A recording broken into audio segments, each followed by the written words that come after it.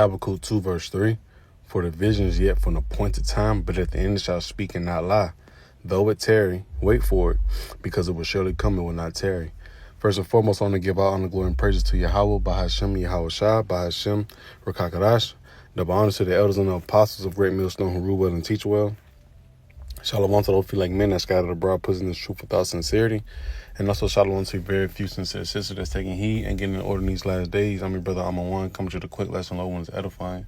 And, going into this quick topic with the U.S., Israel, right, and Iran situation. You know, there was pretty much a little video that came up about how they're negotiating, right,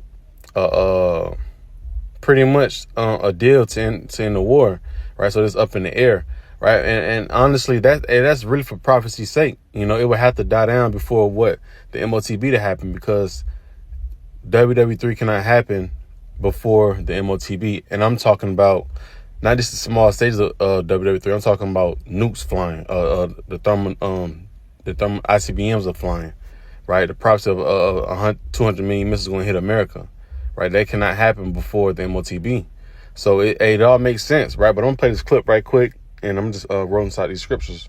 And I'm not gonna play the whole thing as well, but I will leave the description inside the comment. I mean the link is at the comments. Khanna to continue being with us. We're getting a fresh breaking development, and this is unlike what we've heard in the 3 weeks of war. Now, reports suggest that Iran's new supreme leader, Mujtaba Khamenei, has now agreed to negotiate with the US. Now, we're citing the Arab media that says that the supreme leader, the newly appointed supreme leader, Mujtaba Khamenei, has agreed to negotiate with the United States amid the ongoing escalations in West Asia. In fact, quickly being joined by Yusuf Jalali, who continues to being with us on the broadcast. Yusuf, a very different statement from the Iranian regime stands so far, where reports now suggest that Mujtaba Khamenei may just be open to negotiations, to coming to talks on the table with the United States. How much truth is there in this? And also, what does this shifting stance suggest? Earlier, the Iranian regime, after the killing of Ali Larijani, said that there is no space for negotiation. They maintained this stance since the beginning, but now they have agreed to come to the table with the United States amid the escalating tensions. Yusuf. Right now, and I'm gonna stop right there, you know. But so the thing is, at first it was up, you know what I'm saying? It was straight, you know, it was straight. Everyone want to see straight blood, you know. But now they're talking about negotiating, so things are up in the air. So, but the thing I'm bringing this out is because this is not gonna pop off with you know, missiles are flying across continents without the MOTB, you know. So I just want to bring that main point out. And really the main scripture that came out was 1 Thessalonians chapter 5, you know, that peace and safety spirit, right? And we know it's going to follow behind that, and that's the beautiful thing that we see, that we're being circumspect on all levels, because we see that the rising of Slakia, of these pestilence, you know. So this black swan event can come in some different ways, man. We know that these martial law can pop off at any moment, you know. So I'm gonna go inside these scriptures right quick. I'm gonna reread this Habakkuk. It's Habakkuk 2 and 3. For the vision is yet for an appointed time, but at the end it shall speak and not lie. Though it tarry, wait for it, because it will surely come and will not tarry. Right. So even though it's prolonging, it's still increasing. You know, it's not increasing inside of a different, it's increasing in a slower tempo, but it's steady increasing though, right? Because it will surely come right for an appointed time, right? And it's going to end after the MOTB is made mandatory, man. Right? That's when the nukes really gonna get to flying between everybody, right? So I'm gonna read this in the book of Thessalonians, and I'm gonna close out.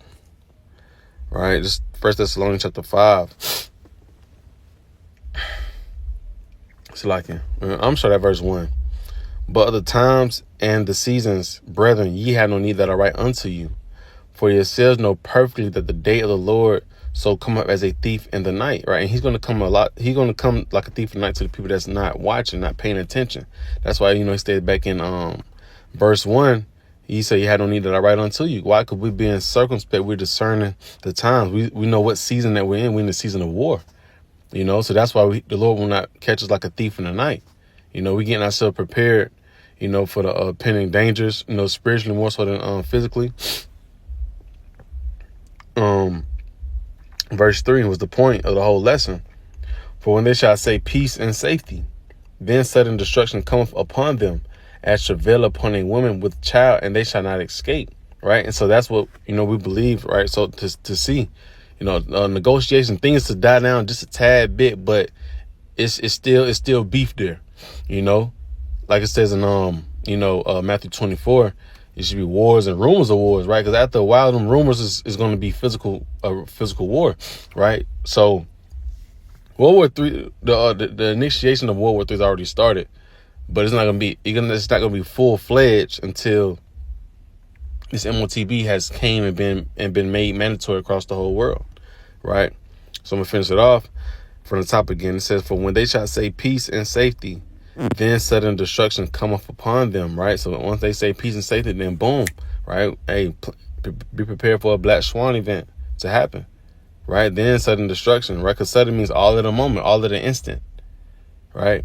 It says, then sudden destruction cometh upon them, as travail upon a woman with child, and they shall not escape, right? Because the one that's not trying to take heed, especially Israelites, you so-called Negroes, Latinos, and natives, right? The Lord can catch you like a thief in the night, right? And you won't be able to escape it.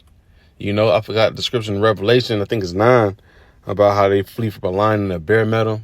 Roughly paraphrasing, but that's how it's going to be. You're not going to be able to escape this judgment, man, from not paying attention. Right? So, Lord willing, this lesson was quick and edifying. I want to give our honor, glory, and praises to YAHAWASHI, YAHAWASHI, BAHASHAM, QADASH. Shalom.